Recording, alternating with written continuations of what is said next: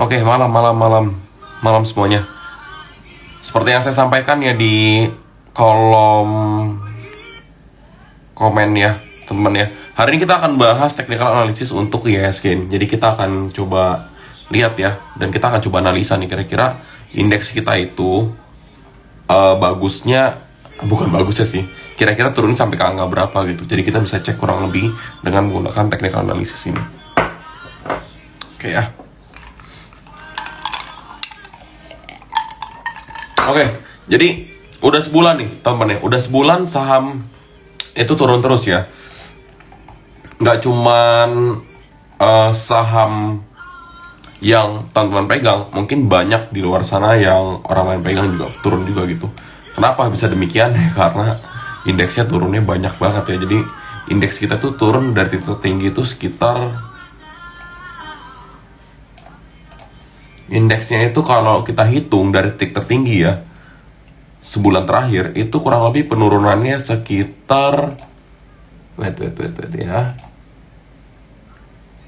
7,6% ya. Jadi penurunan 7,6%. Jadi dari sebulan terakhir titik tertingginya itu tanggal 15 September ya, sekarang 14 Oktober nih. Jadi kurang lebih 1 bulan lah ya. 1 bulan ini indeks kita turun 7,6% ya. Ini angkanya lumayan banget nih, lumayan dalam ya. Nanti saya akan coba geser kameranya ke dalam laptop saya nih. Jadi biar teman-teman bisa lihat kira-kira chartnya seperti apa. Dan kita akan coba analisa ya. Kita akan coba analisa chart ini dari nol ya. Jadi sekali lagi kita akan analisa dari nol nih. Cuman mungkin nanti kalau saat saya mau analisa sahamnya, saya akan analisa indeksnya dari nol ya. Ntar saya akan coba sambil record juga untuk YouTube ya. Jadi bagi teman-teman yang tinggalan, mungkin kalau misalnya lihatnya dari IG ya, ntar agak berantakan, agak kecil, gak kelihatan segala macem, pusing lihatnya ya. Ntar bisa lanjut lihat di YouTube ya. Kalau yang ketinggalan gitu ya. Kalau yang ketinggalan ya bagus gitu ya. Jadi harusnya nggak usah diulang-ulang. Cuman mungkin biar lebih jelas tetap di YouTube ntar lihatnya ya. Nah, gini teman ya, terkait tentang indeks kita yang sebulan ini udah turun sekitar 7,6% atau 7,7% mungkin ya. Jadi kurang lebih angka segitu lah, 7,7% sorry ya. Nah, kurang lebih turun udah sedalam ini. Apa yang terjadi dengan indeks kita ya? Terus apa yang terjadi dengan komoditas? Apa yang terjadi dengan isu-isu yang beredar di luar sana tentang resesi ekonomi? Jadi kalau teman-teman perhatikan ya, teman-teman coba perhatikan secara di media sosial, di banyak platform lah, kita bisa lihat banyak sekali influencer dan juga non influencer ya yang mengatakan akan terjadi resesi segala macam gitu di 2023. Nah, ini sebenarnya saya pernah bahas sebelumnya. Ini adalah efek domino ya, efek domino dari COVID itu belum recovery ya, perekonomian belum recovery, tapi ditambah lagi sama yang namanya perang ya. Nah, ini kan menyebabkan juga efek domino gitu, makin parah. Yang pertama belum recovery, dihajar lagi sama berita lain. Terus belum lama ini juga dihajar lagi oleh berita lain lagi, dan nggak sedikit yang sekarang udah dalam fase atau tahap krisis pangan ya, inflasi di mana-mana segala macam. Jadi ini efek domino lah sekali lagi. Jadi ini benar-benar panjang ceritanya, panjang banget. Ini long story ya teman ya untuk ini semua itu sampai kejadian seperti ini. Nah, kita mungkin bisa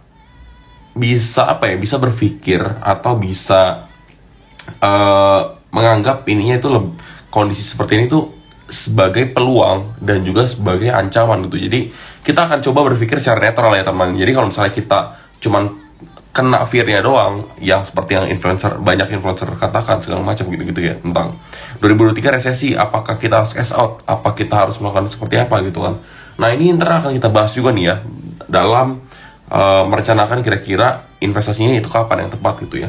Jadi sayang banget, ini momen yang menurut saya pribadi ini momen yang berharga ya, karena belum tentu kita akan mendapatkan momen seperti ini lagi di mana indeks itu terdiskon ya. Jadi apakah diskonnya sudah selesai? Belum tentu, bisa jadi diskonnya itu ntar lanjut lagi gitu ya.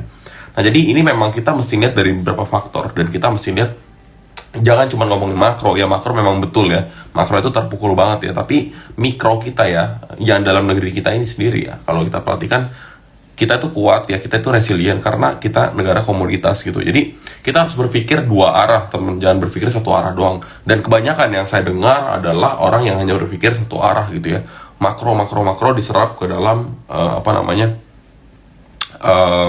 diserap ke dalam pemahaman orang-orang. Dan mohon maaf, banyak sekali yang mungkin kurang paham atau setengah paham ya terkait hal ini, jadi menangkapnya setengah-setengah gitu ya. Nah, jujur aja, kadang-kadang yang namanya suatu kondisi atau suatu kejadian itu bisa terjadi jika story-nya dibangun. Kalau story yang dibangun oleh semua orang atau kebanyakan orang yang mempunyai pengaruh atau kita sebut dengan influencer tadi, itu mereka membangun story yang sama, satu story yang mengatakan bahwa akan terjadi resesi 2023. Apakah benar akan terjadi resesi di 2003? Ya bisa aja beneran terjadi gitu ya. Di 2023 itu resesi. Kenapa? Karena semua orang punya persepsi yang sama. Semua orang akan mengurangi spendingnya mereka gitu. Semua orang akan cash out ya. Semua orang akan simpan cash. Semua orang akan beralih dari instrumen yang illiquid menjadi instrumen yang liquid. Orang-orang akan cenderung menghindari instrumen yang high risk, makanya banyak outflow dari pasar saham, banyak outflow juga dari instrumen-instrumen yang high risk gitu ya. Nah, ini terjadi karena apa? Karena pertama memang bisa terjadi karena kondisinya seperti itu, dan yang kedua diyakini oleh banyak orang terjadi seperti itu. Ya, makanya makin cepat gitu ya. Yang terjadi adalah makin cepat. Makanya kalau misalnya teman-teman perhatikan ya, kalau kita bicara tentang siklus ekonomi dan juga siklus instrumen saham ya, sebenarnya ada korelasinya loh. Kalau kita perhatikan instrumen saham itu, dia itu lebih cepat ya. Jadi dia tuh geraknya lebih cepat, habis itu baru yang instrumen ekonomi itu menyusul gitu ya. Jadi kalau misalnya resesinya, misalnya 2003 resesi, saham itu resesinya bisa lebih awal gitu ya. Mungkin kalau misalnya resesinya, kita andai-andai ya di sini ya. Kita berandai-andai kalau misalnya resesi terjadi di 2003 bulan 6 misalnya ya. Nah, pasar saham itu mungkin udah resesi, titik bottomnya itu ada di bulan 3, 2023 gitu. Jadi, dia 3 bulan lebih cepat ada di bottom dibandingkan dengan kondisi ekonomi yang ada pada saat itu. Kenapa demikian? Karena yang tadi ya, semua orang udah mendapatkan informasi yang sama, semua orang melakukan hal yang sama, menghindari instrumen-instrumen yang ada ya, yang high risk, semua orang akan cash out segala macam. Nah, ketika itu terjadi kan semuanya kan pasar sahamnya turun duluan, padahal resesinya belum terjadi gitu ya. Nah, ketika resesi terjadi ya sahamnya itu udah keburu di bottom duluan, dan ini udah malahan detik di mana mereka udah siap recovery gitu sebetulnya. Jadi kita harus perhatikan teman ya, kita harus perhatikan satu hal, kapan resesi ini akan benar-benar terjadi, dan kalau misalnya memang nggak terjadi kita harus apa gitu, dan apakah udah pasti terjadi, belum tentu gitu. Nah, kalau kita sendiri nggak tahu nih kira-kira beneran akan resesi apa enggak ya, kita harus apa gitu ya, jangan sampai kita kemakan mentah-mentah. Orang ngomong pasti resesi, padahal belum tentu resesi. Atau mungkin orang-orang ngomongnya resesinya akan separah apa. Banyak yang bicara tentang resesinya akan separah 98, resesinya akan separah 2008, segala macam. Yang saya baca ya, saya jujur aja, saya juga baru lahir 98. Saya kan lahir 97 ya, maksudnya. Yang saya baca, yang saya dengar segala macam, 98 itu parah. Tapi kalau misalnya sampai tapi kan parahnya kan dalam negeri juga gitu ya. Tapi kalau misalnya dibandingkan, di-compare ya dengan kondisi 2003 itu lebih parah dari 1998, apakah itu berlebihan apa enggak gitu ya. Jadi jujur saya nggak berani komen sejauh itu, karena ya saya nggak mengalami yang 98, hanya mendengar dan membaca gitu. Dan saya juga mengalami yang 2008, tapi kan nggak ngerti, waktu itu masih kecil kan ya, nggak ngerti apa-apa gitu. Jadi nggak tahu teman, apakah ini lebih parah apa enggak, saya nggak tahu jujur, saya nggak mengalami. Mungkin teman yang udah yang cukup senior ya, sorry, bahasa saya harus cukup senior mungkin lebih mengerti lah kira-kira nanti di 2003 itu krisisnya akan separah apa. Cuman baik lagi ya, yang namanya krisis ya, yang namanya resesi, yang namanya krisis itu akan membentuk suatu tatanan baru ya, tatanan baru dan perekonomian. Jadi akan ada 4 tipe orang. Akan ada orang yang kaya makin kaya, ada orang yang dari kaya jadi miskin, ada juga orang yang dari miskin bisa jadi kaya. Nah, ini yang kita harapkan yang ketiga ya. atau enggak yang pertama lah, 1 sama 3 lah ya. Jadi mungkin teman udah kaya ya, berharap makin kaya lagi. Atau yang ketiga gitu ya, dari yang mungkin biasa aja, atau mungkin yang dari kasarnya bahasanya itu miskin, itu menjadi kaya gitu. Nah, yang keempat adalah yang miskin makin miskin. Jadi enggak semua ya Pak, ini empat ini pasti akan kita temui teman ya. Dan tergantung keputusan kita hari ini, tergantung juga keputusan kita minggu depan, bulan depan gitu ya, terkait tentang instrumen apa yang akan kita investasikan, dan keputusan tentang keuangan kita harus seperti apa. Apakah kita harus berhemat, apakah kita harus perbesar savingnya dibandingin investingnya, apakah kita harus mengurangi lending, mengurangi pinjaman segala macam. Nah, keputusan kita itu akan semuanya akan terkompil deh, akan menjadi suatu efek ya, suatu efek yang akan menyebabkan kita itu nantinya akan menjadi orang yang keberapa. Orang 1, orang 2, 3, atau 4 gitu. Yang kaya makin kaya, yang miskin makin miskin, yang kaya bisa jadi miskin, atau yang miskin bisa jadi kaya gitu ya. Tergantung gitu ya. Nah, jadi ini semuanya semoga apa yang saya sampaikan dalam chart kali ini ya, kita coba analisa secara teknikal dulu nih ya. Kita nggak ngomongin fundamental ya, kita nggak ngomongin mikro makro terlalu luas, cuman kita akan coba bahas yang simpel-simpelnya secara teknikal dulu nih. Jadi kalau ini udah kita bahas, nantinya harapannya adalah kalau misalnya waktunya masih panjang, ntar kita akan coba bahas ya kira-kira what to do nih kalau misalnya kita ketemu case seperti ini gitu ya. Oke, saya sambil nyalain OBS-nya ya teman-teman ya. Saya sambil nyalain OBS-nya, saya matiin musiknya. Kita akan coba ya teman-teman, kita akan coba analisa dari nol nih ya. Saya nyalain OBS-nya dulu sebentar ya. Sambil saya arahin ke teman-teman semua nih chartnya ya. Kita akan langsung lihat chartnya. Sebentar. Start recording. Oke, chartnya.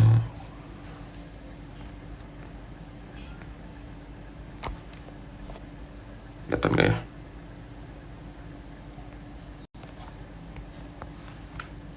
Oke, apa kurang kelihatan ya?